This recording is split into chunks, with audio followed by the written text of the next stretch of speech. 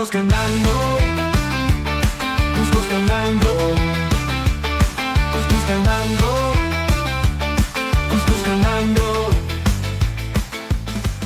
Está no ar Cuscuz Candango, mais um podcast. Mais um, meu! O melhor podcast sobre todo tipo de assunto. Eu sou o Daniel Araújo. Eu sou Carlos Leite. Eu sou Gustavo Ladoschi. Eu sou Léo Gonçalves. Bem-vindos, se você à vontade, o Cuscuz está na mesa. E hoje nosso papo regado ao uísque será sobre o coach Pablo Marçal, que está tentando... Eu não tô bebendo não, que eu tô de antibiótico. que está tentando Informação relevante. se tornar o próximo prefeito da cidade de São Paulo. Hoje a gente tem um texto base e eu vou passar aqui para o Ladoschi, que vai nos dar algumas informações básicas sobre o Pablo Marçal. Muito bem, é um texto da Infomoney, publicado dia 3 de... Publicado hoje, né? 3/9, que diz o seguinte: de acordo com o Real Time Big Data, Marçal aparece numericamente à frente com 21% das intenções de voto. Nunes, candidato à reeleição, e Boulos marcam 20% cada um. O candidato do PRTB, que é o Marçal, subiu 7 pontos. Empresário e influenciador Pablo Marçal, o prefeito Ricardo Nunes e o deputado federal Guilherme Boulos estão tecnicamente empatados na liderança da corrida eleitoral em São Paulo. É o que mostra a nova pesquisa do Real Time Big Data divulgada nessa terça-feira, consolidando um cenário que já vinha sendo apontado por outros institutos. De acordo com o levantamento, Marçal aparece numericamente à frente dos dois, no segundo pelotão, na disputa municipal, a deputada federal Tabata Amaral soma 9%, porque repete, né, das intenções de voto, tecnicamente empatada com o jornalista José Luiz da Atena, com 8%.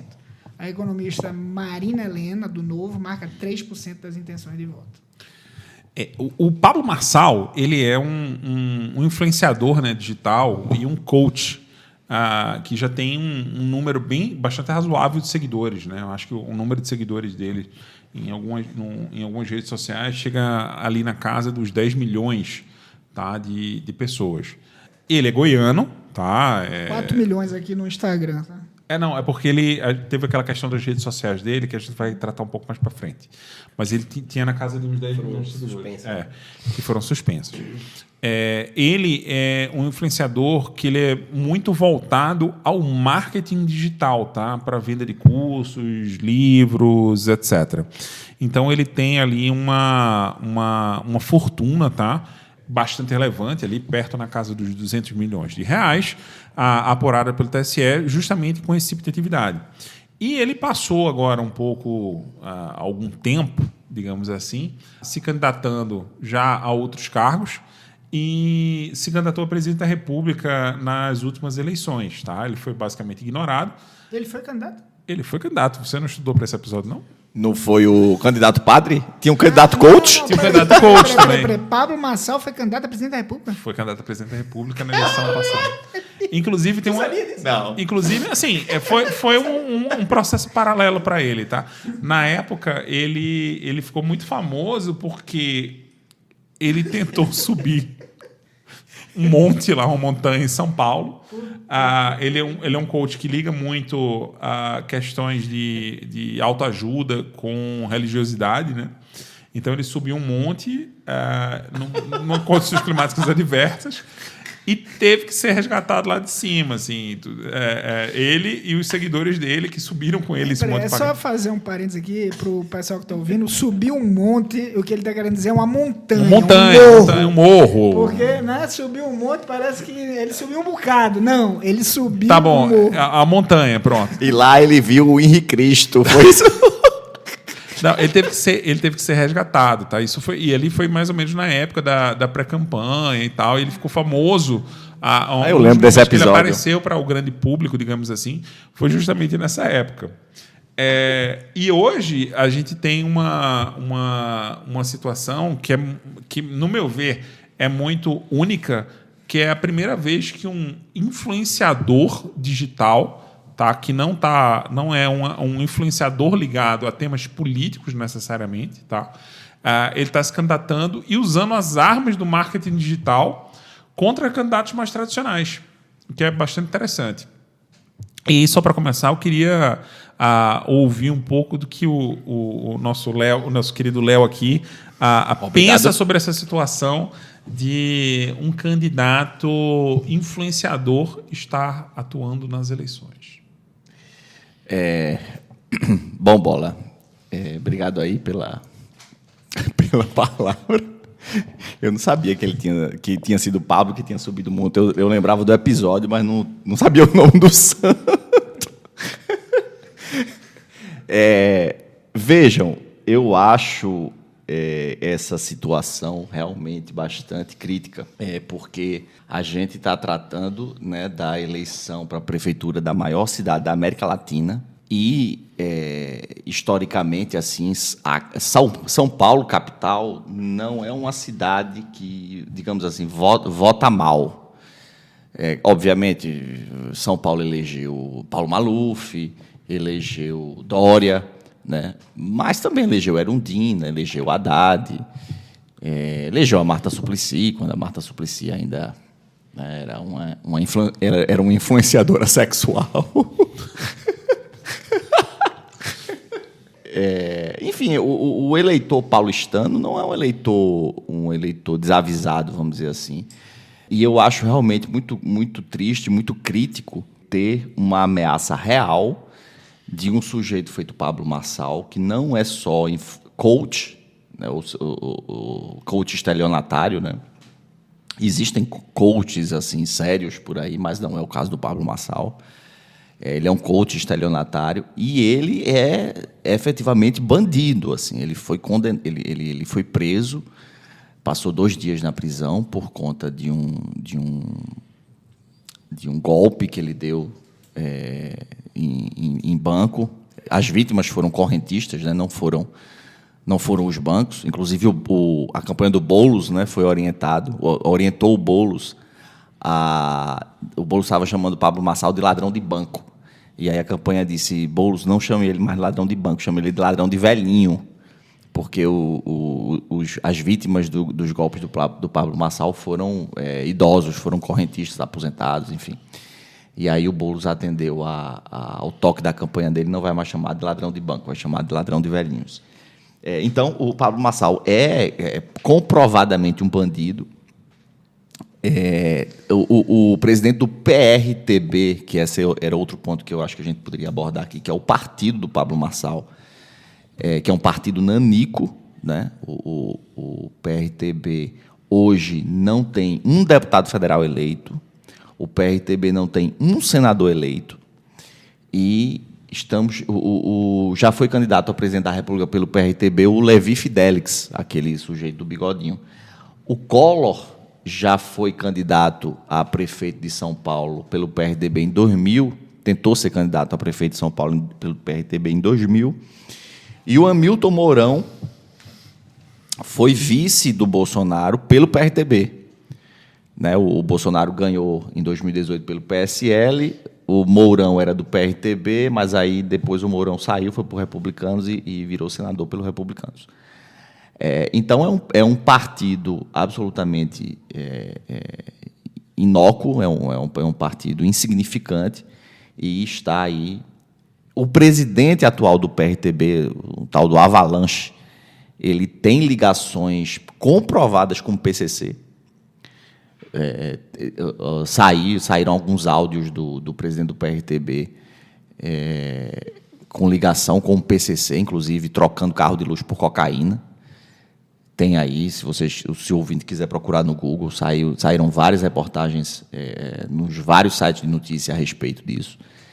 Então, assim, o Pablo Marçal é um estelionatário, é comprovadamente um bandido, e é um sujeito que entrou nessa nitidamente porque ele não tinha absolutamente nada a perder, né? Ele já tinha um patrimônio digital, vamos dizer assim, um patrimônio de seguidores e sendo influenciador gigantesco.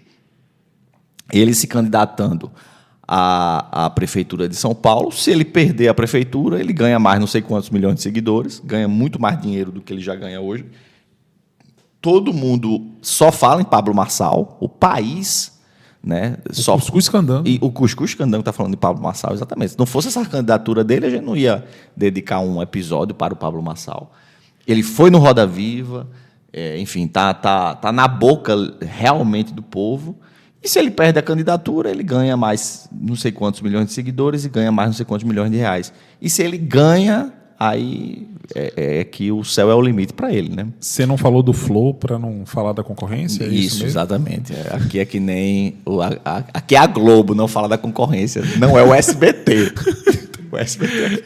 Só para fazer uma breve correção aqui, já durante o próprio episódio, eu estava comentando do monte, né? O Lado acho que até falou que foi uma montanha. O nome da formação geológica é o Pico dos Marins, em São Paulo.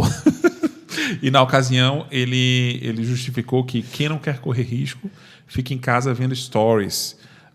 Quando submeteu 32 pessoas a ventos de até 100 km por hora, que destruiu e inundou barracas. E os bombeiros tiveram que resgatar esse pessoal todo. Eram pagantes? Não sei, eu não tenho essa informação no momento, mas provavelmente pagaram alguma coisa.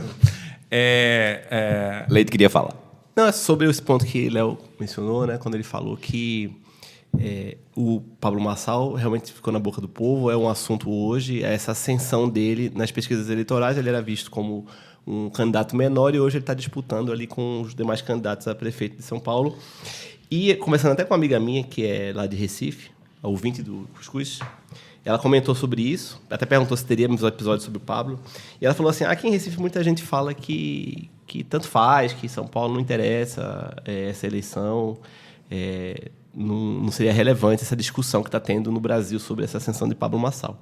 E ela comentou porque ela sabe, como nós aqui sabemos, que, na verdade, não é tão simples assim, né? Porque, primeiro, essa tensão, pelo menos para mim, né, ela decorre do fato de que o próprio Pablo ele ostenta condições ali, ele mesmo retrata e se fala isso, que ele tem aspirações para ser presidente da República. Então, essa candidatura dele agora para prefeito de São Paulo já mira uma candidatura futura para presidente. Além disso, o Pablo tem uma postura polêmica. Ele não, aparentemente, ele não se vincula a nenhum dos lados aí da polarização política. Ele já abertamente não apoia, né, os apoiadores do Lula não apoiam ele também não apoia o Lula. E o Bolsonaro também, ele teve rusgas com o Bolsonaro e meio que tentou se afastar desse outro lado da política. Então, ele está se revestindo da posição, de fato, de um outsider, como ele mesmo fala que é, né? E além disso, tem outro fator que eu acho que é relevante, que é o fato de que em São Paulo, eu estava vendo as pesquisas agora, as da semana passada, nas capitais brasileiras tem a situação, né, de prefeitos que já estão praticamente reeleitos, disputa pelo segundo turno, mas acho que só em São Paulo e em Curitiba que, de fato, existe uma situação de indefinição total. E isso atrai muita atenção, né, de todos, porque em São Paulo a gente tem os 4 primeiros candidatos ali disputando, de fato, quem vai para o segundo turno. Então, a gente tem situações em que isso já está um pouco mais definido. São Paulo e Curitiba, não. Eles estão ali disputando a tapa cada voto do eleitor. E sobre o perigo que o Pablo traz, eu acho que é um perigo que diz respeito a uma nova leva de políticos. Não sei qual a opinião de vocês em relação a isso, mas é uma nova leva de políticos que tenta, com base nessa nova forma de se comunicar da internet, consegue uma base grande de eleitores, consegue implantar um discurso totalmente distanciado do discurso cotidiano aí da política e não discute, pelo menos o que eu tenho visto aí de debate eleitoral, que é um debate televisionado, inclusive, foi onde ele mais conseguiu atenção, né? Foi no debate televisionado, apesar dessa base da internet dele. Mas nos debates, quando ele se encontra com os outros candidatos, ele é só agressivo mesmo, não vejo debate de nenhuma proposta, não tem nada disso. Acho que a discussão é mais assim, de entretenimento mesmo para o público. O público se entretém com essas figuras políticas novas que querem lacrar o tempo inteiro e tal. Então, assim, eu acho que, e como ele é coach, deve estar fazendo escola, né? Então, acho que vários estão nessa linha e a gente vai ter, nas próximas eleições, vários candidatos como o Pablo aí. Ontem, inclusive, no Roda Viva, né? A gente está gravando esse episódio na terça-feira, ele fez exatamente isso. Ele foi agressivo com vários jornalistas. Num determinado momento, ele virou e falou assim, mas desculpa aí, que isso tudo foi só para o corte.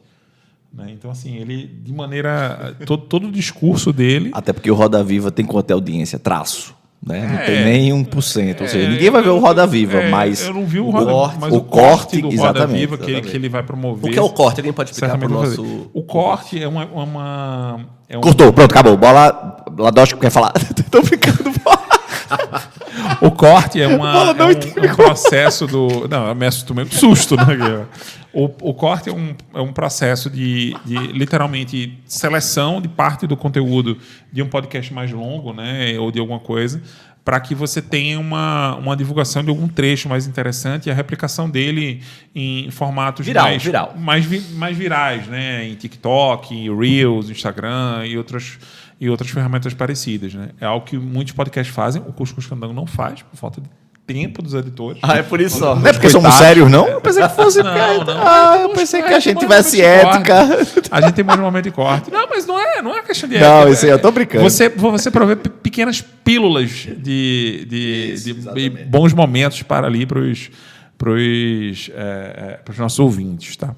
E aí eu queria... Assim, eu vejo isso tudo muito, essa ligação de tudo que a gente está falando aqui, um pouco, talvez, quem sabe, né, com algum tipo de crise, né, na democracia moderna, com influenciadores, redes sociais e tudo mais. E aí eu queria ouvir a posição do nosso querido Ladosco sobre o assunto. Muito bem. Antes de mais nada, dizer que eu me preocupo com a questão imediata da eleição de Pablo Marçal à prefeitura da cidade de São Paulo, por ser a principal cidade do país, a cidade mais rica, o terceiro orçamento do país, e, evidentemente, também se configurar um trampolim para uma eventual candidatura dele à presidência da República daqui a 2 anos. Né? Mas, para além dessa conjuntura, dessa questão meramente eleitoral e política com P minúsculo aqui, me preocupa mais ainda justamente uma questão estrutural da crise da democracia, muito na linha do que o Leite falou, de que na era da internet, na era das redes sociais, o debate público foi transformado completamente. Né? Então, existe o que o pessoal chama hoje de pós-verdade, ninguém está preocupado em discutir realmente o que aconteceu, o que precisa acontecer, em discutir proposta, está querendo apenas lacrar. O próprio Pablo Marçal, no Roda Viva de ontem, falou que é isso que o povo quer ouvir, né? O povo quer... Ele simplesmente dá vazão a essa demanda, né, de lacração, de frase de efeito e daí por diante. Aparentemente, ele entendeu isso, como outras pessoas também do universo político entenderam isso, e essas pessoas estão tendo um sucesso expressivo, né?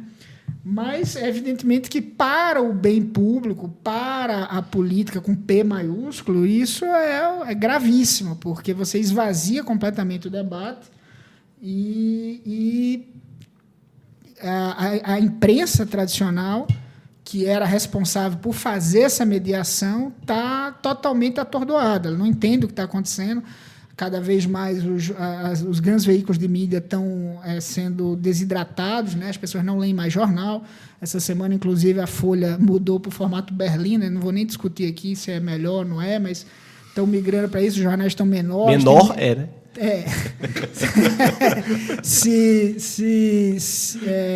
Enfim, com certeza a quantidade de assinantes está diminuindo no estado de São Paulo também.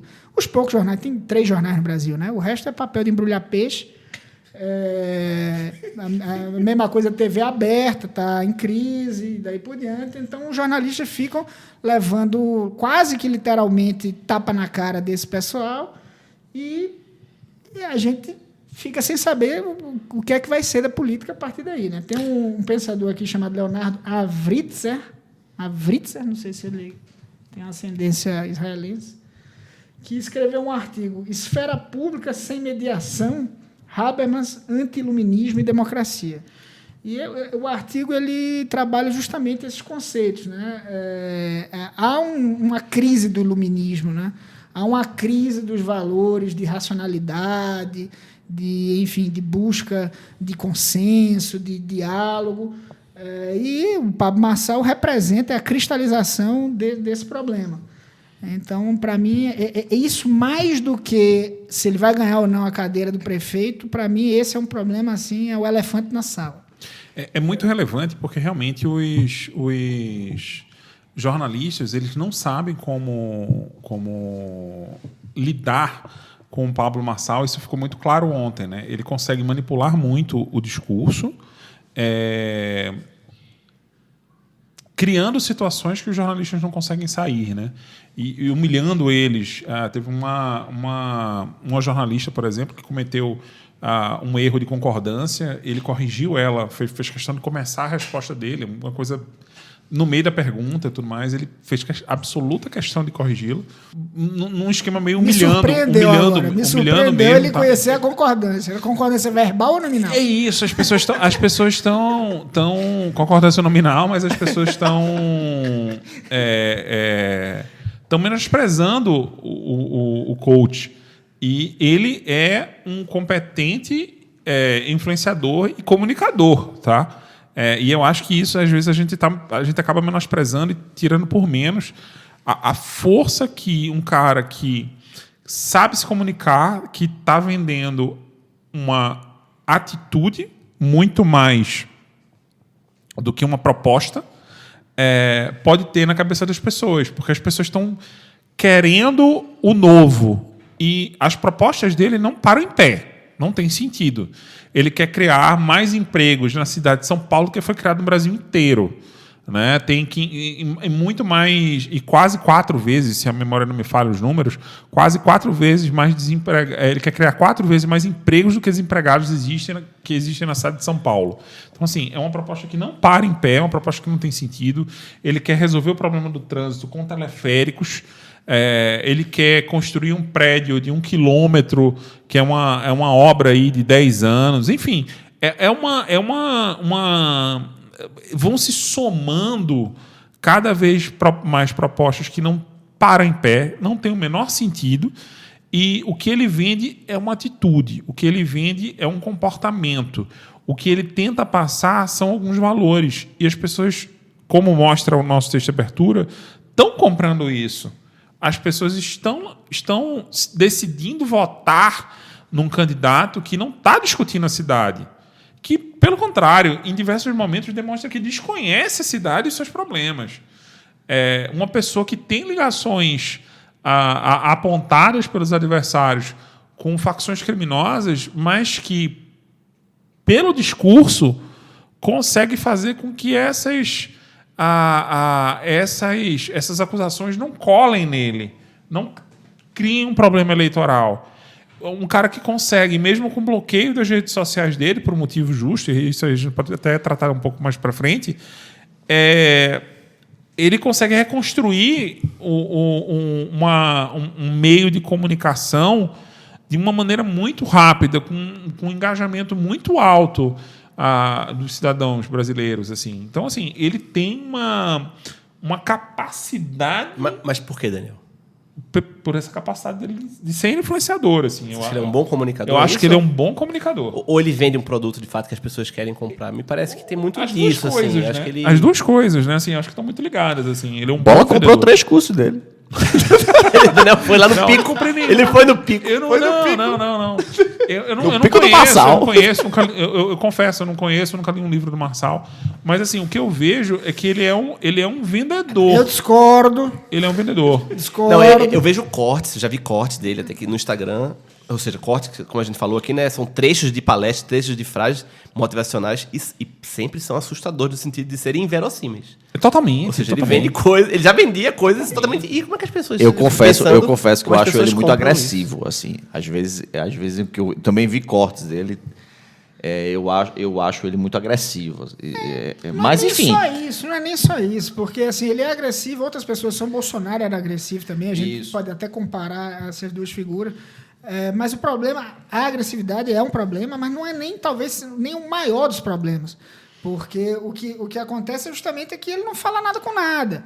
E é o que o pessoal está dizendo aqui no texto, a relativização dos sentidos de intersubjetividade compartilhada. Para poder ter um diálogo, as pessoas têm que se entender, você tem que ter um idioma comum, você tem que ter pressupostos básicos comuns. quando você destrói isso, bombardeia isso e fica falando um monte de barbaridade, acabou o discurso, acabou o debate, acabou o diálogo. Isso. E ele faz exatamente isso. Deixa eu só pegar também um pouco do gancho que você falou, Ladosky. Você falou também um pouco da crise do jornalismo tradicional, né? E como isso também mina a democracia, e um pouco da crise política. E aí eu acho que é muito sintomático também dessa liderança do Pablo Marçal nas pesquisas, empatado com o Ricardo Nunes e o Boulos, né? Empatado tecnicamente, que ele tá, os três, né, estão deixando para trás, mas ele principalmente, já que ele parece que vai ganhar, infelizmente, ele está deixando para trás o Datena. Não creio. Né?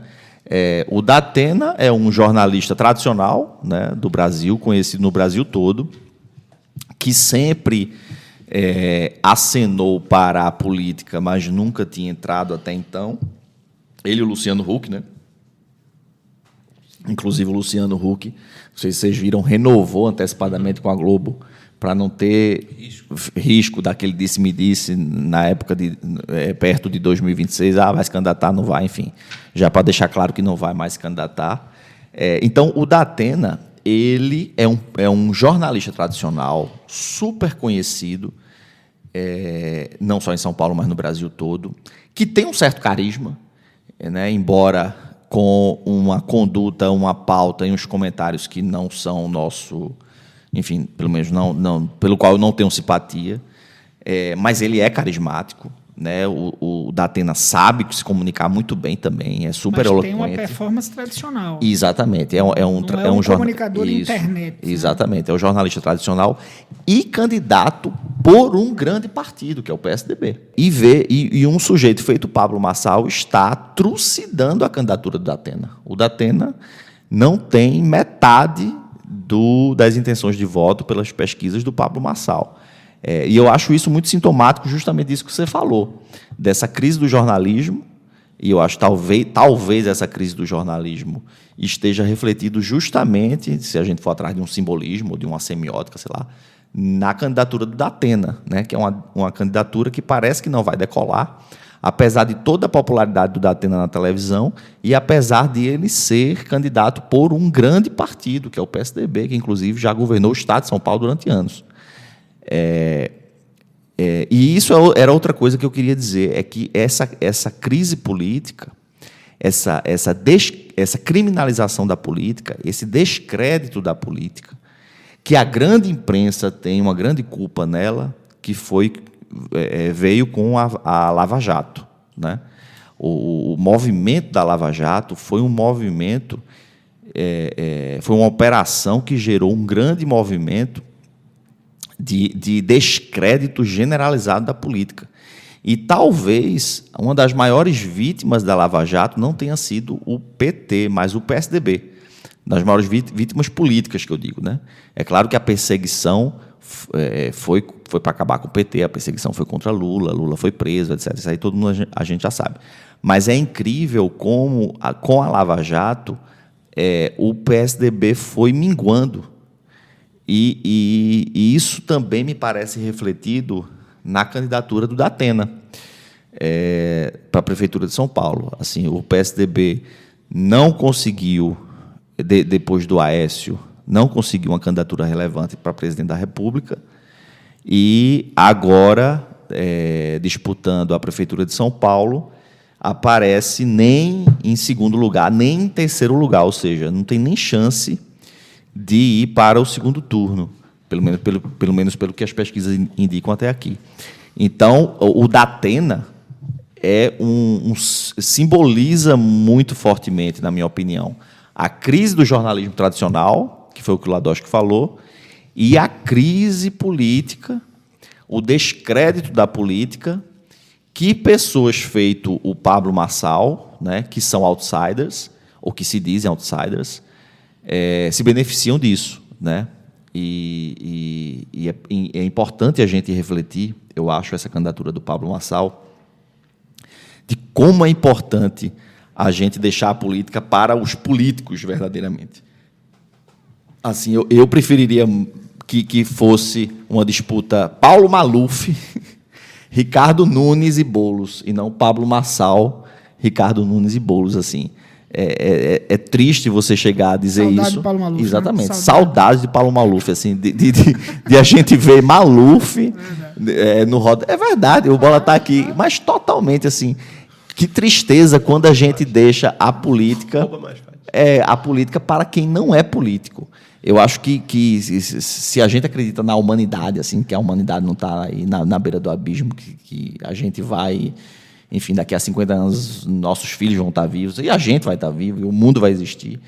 E isso é só uma nova, enfim, isso é só um lapso de desumanização.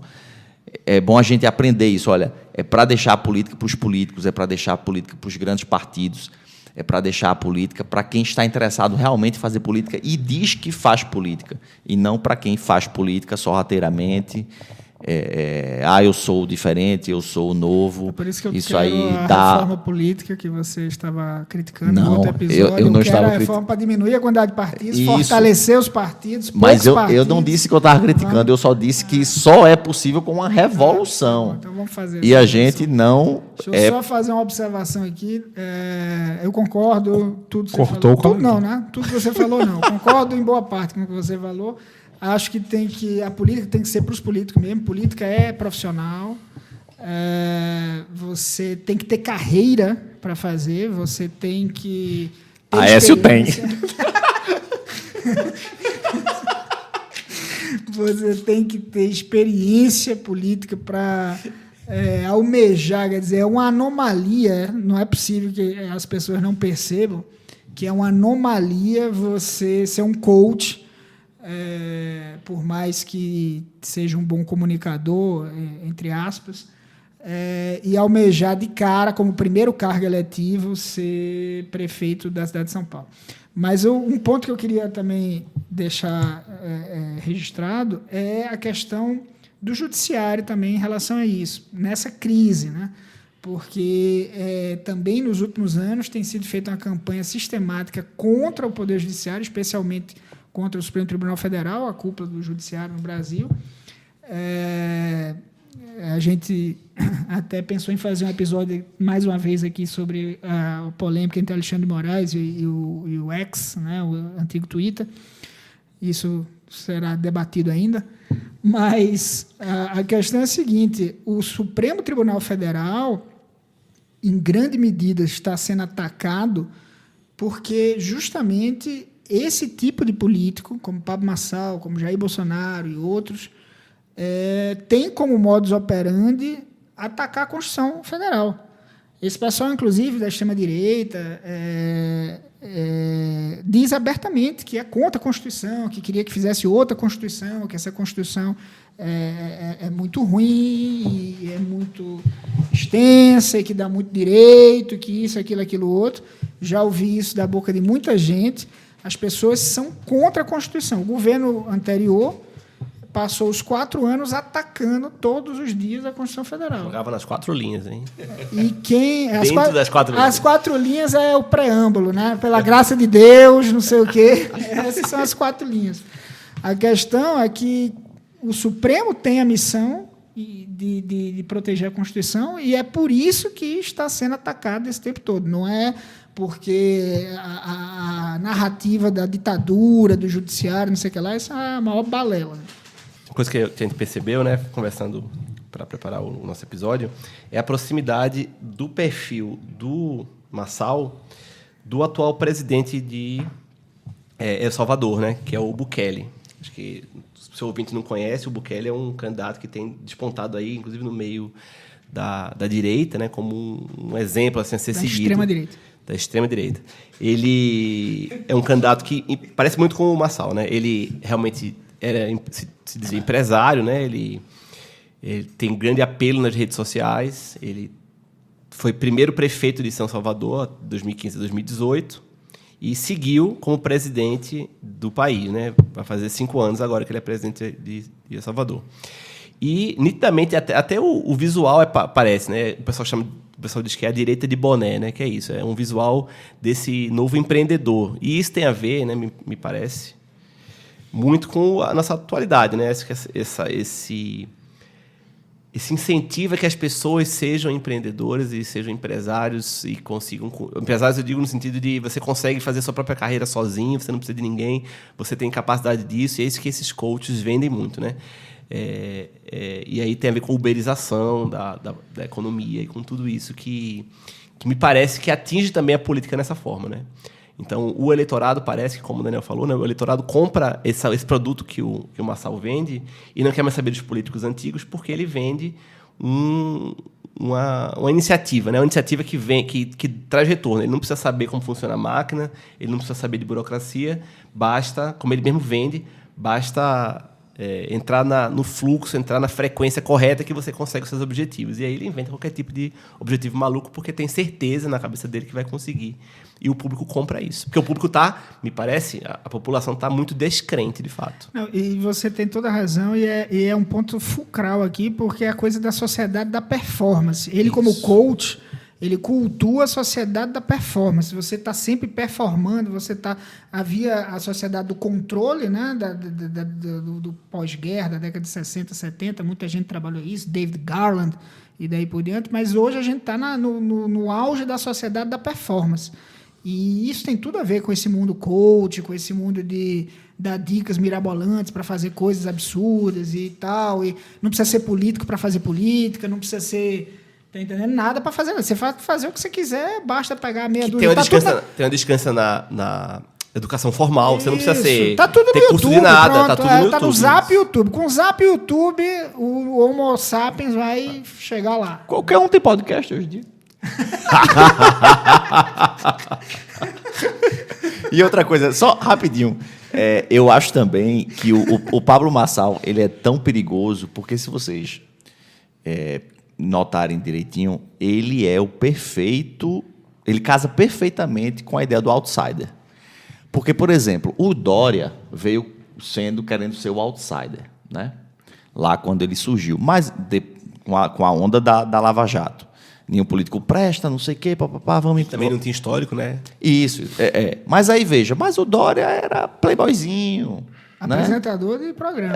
Exatamente. E assim, do mundo social, da High Society, sapatênis, Ralph Lauren, não sei o quê, papapá, filho de grande publicitário. E veio com um partido grande, que era o PSDB.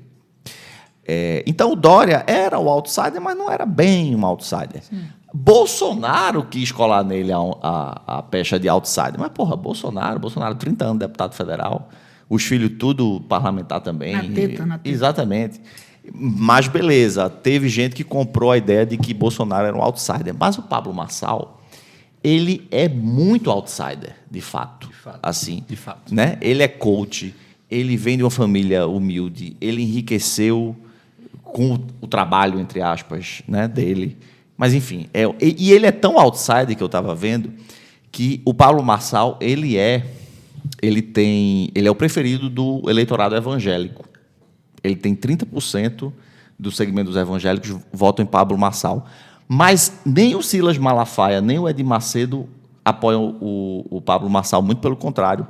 Ele tem umas rusgas com o Edir Macedo. Qual é a igreja dele, sabe? Não sei. Aí eu estava lendo uma reportagem de uns estudiosos que estudam o pensamento do evangélico, voltado para a política e tal, e o discurso do Pablo Marçal é muito justamente voltado para o evangélico, mas para o evangélico que frequenta essas igrejas de fundo de garagem.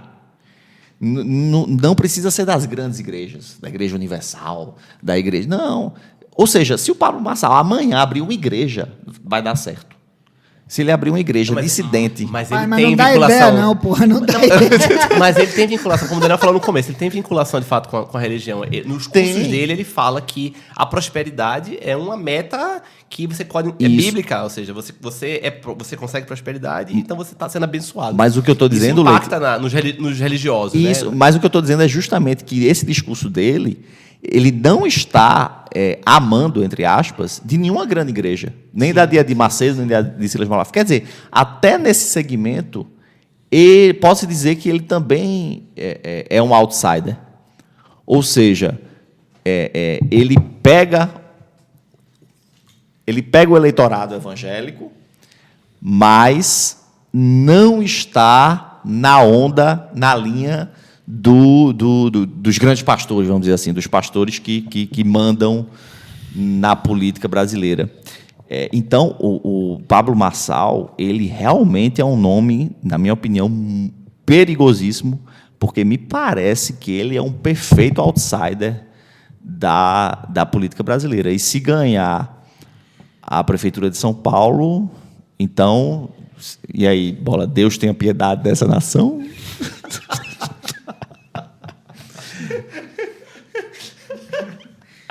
É o que parece.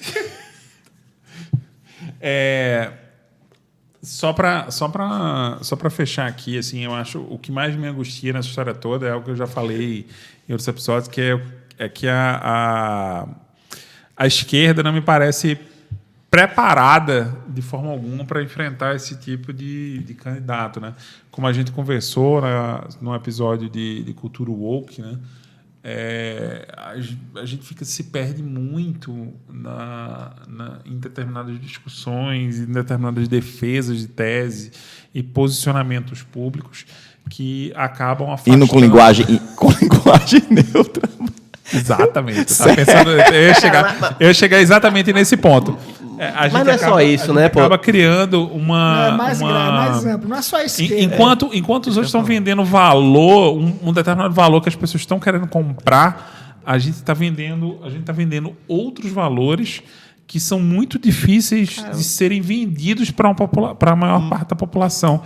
E essa é uma questão que é muito relevante, que a gente tem que se preocupar sob o ponto de vista de viabilidade eleitoral. Eu não estou falando que não é para... não vamos apoiar a população LGBTQIA+. Não, de forma alguma. Não é isso. Mas é uma questão de praxe eleitoral. O discurso eleitoral é diferente do discurso na prática. Eu acho que não é só isso, Daniel, porque, veja só, o cara quebra... Não só inova porque a esquerda não sabe como lidar e tenta ter um discurso diferente, um discurso mais tradicional, talvez, no sentido de defender causa, defender expansão de direitos, e o cara não fala nada disso. O cara, por exemplo, espalha fake news abertamente, todo mundo sabe que é fake news, a Justiça Eleitoral não consegue lidar com isso. Ele teve as contas de internet bloqueadas por causa daquela situação, né? Ele está sendo investigado a respeito de compra, né, de votos, porque ele estaria pagando por cortes. Não, calma lá. Não era compra de votos, né? É abuso de poder econômico. Não, compra de votos não, ele compra de cortes, eu falei. Sim. Compra de cortes. Sim. Ele estaria comprando os cortes, pagando... Acho que você falou votos. Posso ter confundido, mas era compra de cortes. E aí... teve as contas bloqueadas, as contas, né, eletrônicas, as contas, né, dos perfis dele, e o cara conseguiu recuperar todos os seguidores, ou seja, a conta inócua. Eu quero dizer o seguinte, não é só a esquerda que não sabe lidar com isso. A Justiça Eleitoral não sabe lidar com isso, a população está meio assim, sem saber o que fazer. Quem não apoia ele também não sabe o que fazer, como é que você convence outras pessoas a não votar. Então, assim, ele tem, de fato, um perfil que me espanta um pouco nisso tudo aqui. Outsider, eu acho que sempre existiu, eu lembro. Sempre existiu o outsider, um cara que nunca foi político e se candidatava ali. A gente até brincava, né? O cara tá ali só pra ficar aí, um tempo aí de televisão, se afastando, às vezes, do trabalho e tal. Não tinha perspectiva nenhuma de vencer a eleição. Hoje é o contrário, o cara que não é político... Ganhar a licença de mandato eletivo. Isso, mandato eletivo, licença. O cara já sai, quando não é outsider, parece que já sai na vantagem hoje em dia. Mudou, alguma coisa mudou. Ser político é negativo. Como o Léo falou, Lava Jato, tudo isso influencia. Não, e tem um outro ponto que tem a ver com o fato de que ele não tem uma linguagem coerente. Ele não responde uma pergunta que as pessoas falam. A pessoa pergunta... Isso, aquilo, outro. Ele fala o que ele quer. Porque ele falou que o que vale é o corte. Exatamente. Mas isso é a destruição do debate. Isso é a destruição do diálogo. Mas ele não está interessado nisso. Ele está interessado... Sim, mas a gente tá. Ele já virou e falou... Habermas? Bem, mas ele já virou e falou... Ele já virou e falou muito claramente, dizendo, cara, as pessoas não estão querendo saber. E eu até em certo ponto concordo com ele, tá? As pessoas não querem saber do debate da proposta. Hoje está todo mundo comprando por valor.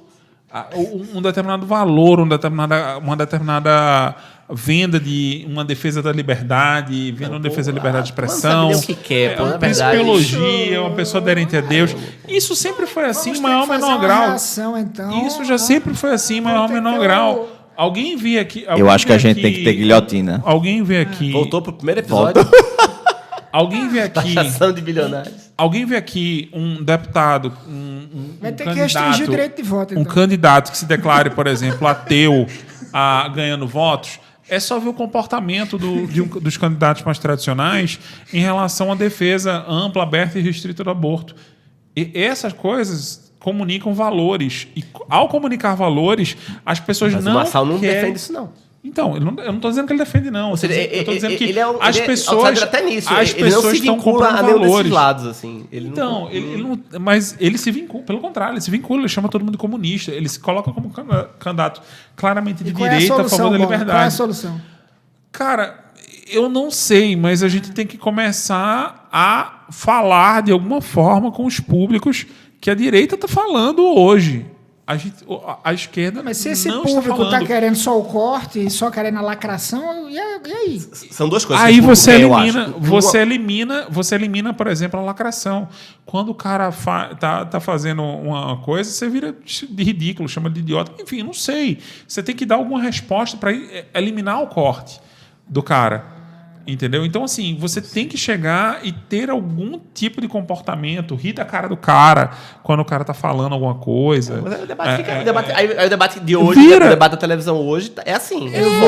Eu vou lançar, só palhaçada. Eu vou lançar o meme Humberto Eco tem razão. Então, mas é uma questão que de muito difícil solução. Os candidatos não estão sabendo como lidar com isso. Mas ninguém sabe, Daniel. Teve o episódio da... Então, mas ninguém está tentando nada da carteira de trabalho. Ah, sim, carteira de trabalho.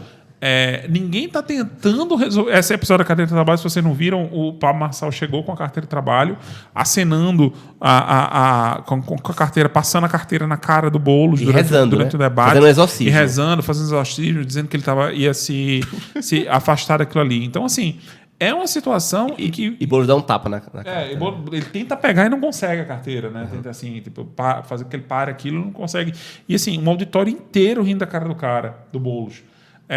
Isso de certa forma, é muito desmoralizador. E aquilo ali rendeu corte. Que é isso que ele está falando. Ele está trabalhando em comunicação com essas pessoas. O judiciário, o judiciário tem que ir para cima e impedir. Aí o judiciário vai para cima. Sabe o que vai acontecer? Né? Acho muito lento. Sabe o que vai acontecer? O cara vira mártir. Ele tem já está uma ação correndo pelo abuso de poder econômico, que foi o que levou ao bloqueio das contas dele, que ele restabeleceu em um dia com metade ali dos seguidores, mais ou menos, e reforçou o discurso dele de que ele é um outsider e está sendo perseguido pelo sistema com liberdade de expressão. Não importa o que ele faça, ele está tentando sempre ganhar em cima das situações, por mais negativas que sejam dele. Ele coloca essa coisa ele vende esse bloqueio dele, esse recomeço dele do zero nas redes sociais, com o maior orgulho. Isso é algo que é muito complicado de lidar. Mas até hoje, vamos lá, ele vende uma promessa, o fato é isso, ele vende uma promessa. É diferente de você vender resultados concretos. Então, assim, os políticos antes vendiam resultados concretos. E o cara vende uma mera promessa. Eu acho que os jovens, e por isso que ele tem tanto apelo entre os jovens, identificam-se nele como um exemplo de prosperidade possível no mundo de empresários, que todo mundo se vira, porque ninguém é mais cedo, ninguém tem mais CLT, ninguém consegue mais nada estável, todo mundo trabalha para si próprio. A crise do capitalismo, o neoliberalismo na veia. Mais uma vez identificamos o neoliberalismo nos últimos 50 anos como a causa desse problema. Mas é muito isso, sabe, Leite? Assim, você chegar nessa situação... O futuro é dos coaches. Leonardo concorda? Não é que o futuro seja do coach. É porque, assim, ele está falando com todo esse público que a esquerda sequer consegue atingir. Eu brinco muito com... Cara, se você tem algum tipo de contato com algum político de esquerda tradicional... Tente levar ele em podcasts, no Flow, nesse tipo de coisa. No Cuscuz Candango, venha pra cá, a gente conversa com você. Mas tente levar ele... Meu prefeito. Tente levar o seu candidato, o seu ministro, o seu político mais tradicional de esquerda, nesses ambientes, porque é onde ele vai entrar em contato com um público que o jornal não atinge, que o Jornal Nacional não atinge, que não tem nada da mídia tradicional que atinge. Essas pessoas estão fora da internet, estão fora dos jornais, estão fora dos meios tradicionais de comunicação e não vão ser alcançados por eles. Mas, e eles são, cada dia que passa, um volume maior de eleitores. Mas a campanha eleitoral começou agora. E eu acho que as coisas vão se definir ainda, porque a campanha eleitoral tem algum impacto. Ou seja, assim, até agora a gente estava ainda na pré-campanha e a internet tem um peso muito grande. Eu acho que quando a campanha eleitoral de fato começar, a propaganda eleitoral, que começou agora, né? Isso. Propaganda eleitoral valendo, assim, com tempo de televisão, que a gente acha que não é relevante, mas ainda é relevante hoje. A gente vai ver o que vai acontecer. É relevante. E veja, e rapidinho. É relevante, ele vai ironizar, ele vai tirar onda. Não, mas calma. Ele vai eu acho que tem um teto. Detonar a lacração da coisa. Mas olha, quando a gente tá gravando esse episódio... O problema é que a gente não sabe qual é esse teto. A gente tá gravando esse episódio na terça, dia 3 de setembro. Quinta-feira, 5, vai sair a pesquisa do Datafolha. Então vamos ver se... O episódio só vai ao ar na sexta, mas vamos ver se impacta isso o que o Leite falou, né? Da campanha. O que é que a campanha que teve até então vai refletir ou não na pesquisa do Datafolha. Fica o convite para Tabata e o meu prefeito João Campos virem aqui discutir, falar mal para E o Datena também. Datena, Boulos. Quem quiser vir aqui. E a cantora do hino. Como é o nome da cantora? Pablo não. Pablo Marçal não pode. Não, Pablo não. Não, Pablo não. Pablo tá vetado. Dica cultural. Dica cultural, hino nacional por Vanusa. Não, minha dica é o Engenheiros do Caos, o livro de um italiano sobre fake news, redes sociais. E ele vai muito antes de Trump, ele vai até lá o movimento populista na Itália no início do século. É muito bom esse livro, foi um dos primeiros livros que eu li sobre fake news e o poder aí desse pessoal do Vale do Silício e de redes sociais. Agora, tem também um filme... Posso, Bola? Bola já vetou meu hino. Claro. Com linguagem inclusiva. Tem um filme que eu não sei se vocês viram já, da década de 90. Ou seja, não tem nada a ver ainda com rede social, mas tem a ver um pouco com fake news e com... Também um pouco como a política sempre fez, as suas fake news, cada uma a seu modo, na sua geração, no seu tempo, né? Do que a tecnologia permitida. É um filme com o Dustin Hoffman e o Robert De Niro, chama Mera Coincidência. Já viu esse filme? Esse filme é sensacional, é espetacular. E o filme, o título Mera Coincidência, em português, não tem nada a ver com o título em inglês. Mas ele foi lançado justamente na época em que o Bill Clinton estava se defendendo da acusação da Monica Lewinsky. E aí estava com perigo de sofrer um impeachment, né? E aí o filme foi lançado justamente nessa época, por isso que deram um título em português de Mera Coincidência. Mas o filme é sensacional porque é o seguinte, é justamente sobre um presidente dos Estados Unidos que é envolvido num escândalo sexual, mas não é baseado no Bill Clinton, porque o filme foi gravado antes do escândalo do Bill Clinton. E justamente para abafar o escândalo sexual, os Estados Unidos contratam um produtor de Hollywood, que é o Dustin Hoffman, para inventar uma guerra. Então, eles fingem que os Estados Unidos entraram em guerra contra um país qualquer lá do Oriente. Eles inventam até o nome do país, o país nem existe. E eles fazem toda uma campanha para, justamente, né, estamos falando dos Estados Unidos, mobilizar o povo americano contra a guerra desse país. E aí esquece o escândalo sexual do presidente dos Estados Unidos. Esse filme é muito bom sobre fake news numa era em que ainda não se falava sobre fake news. Bola? Tu contou o filme inteiro. Aí, não, isso é só o início. Isso é a sinopse. Que bom. De dica cultural, eu tenho o episódio do Pablo Marçal lá no Pico. Me lembrou Bola, confesse os 3 cursos que você comprou do Pablo Marçal. Quais foram? Me lembrou um filme, um documentário, na verdade, né, chamado Fire Festival, Fiasco no Caribe, que é justamente sobre um influenciador digital que resolve realizar um festival de música numa ilha paradisíaca, mas que ele, enquanto produtor, né, desse evento, ele tomou as piores decisões possíveis, imagináveis, e colocou todas as pessoas que foram para esse festival, que seria único, seria diferenciado, enfim, exclusivo, numa situação, digamos assim, bizarra. E é muito interessante porque esse influenciador acaba levando essas pessoas para o Caribe, enfim, no meio do processo de organização, acaba fazendo o transporte com um piloto de avião que ele eu não me lembro qual é a nacionalidade dele, enfim, eu sei que ele não era exatamente americano, e ele aprendeu a pilotar jogando um joguinho de computador, Microsoft Flight Simulator. E esse cara que aprendeu a voar um avião por um joguinho de computador é o mais sensato, começa a se revelar o mais sensato em toda aquela situação. Então, é realmente muito interessante e acho que vale a pena. Alguém tem mais uma dica cultural? A minha dica cultural, já homenageando Humberto Eco, né, que é o cara que realmente me vem à mente em toda essa problemática, quando ele disse que a internet daria voz a uma legião de imbecis, e, de fato, ninguém podia estar mais certo do que essa previsão. É o livro O Fascismo Eterno. Esse livro é bom. Aquele fininho, né?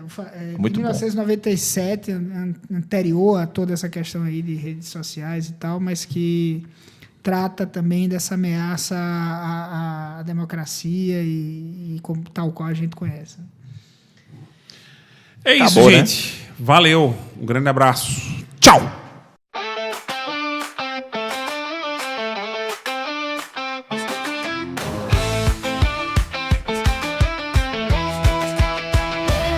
Cuscuz cantando, Cuscuz cantando, Cuscuz cantando, Cuscuz cantando. Tchau, meu. Voltem direitinho.